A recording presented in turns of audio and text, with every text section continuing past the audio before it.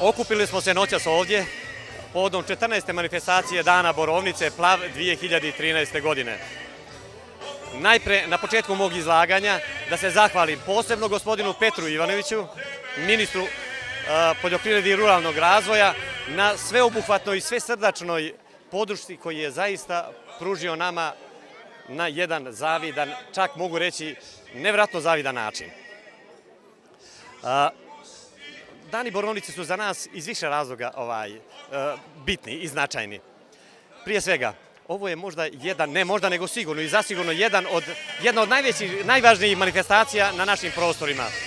Mislim da smo prerasli lokalne okvire, prešli na crnogorsku, čak i širu evropsku, a mislim da krećemo i ka svjetskoj reputaciji.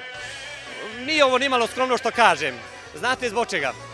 Jer u toku ovih dana Borovnice na našim prostorima se okuplja možda i 20-ak i 30-ak, čak i 30-ak hiljada ljudi.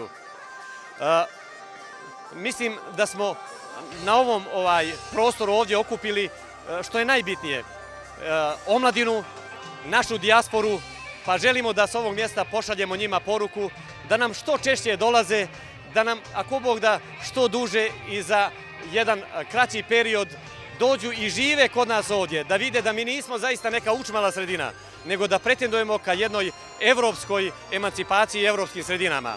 Nadam se da ćemo s ovog prostora i s ovog mjesta pružiti našoj, posebno crnogorskoj javnosti, da Plav živi, da Plav želi da ostane, odnosno da naša omladina želi da ostane na ovim prostorima.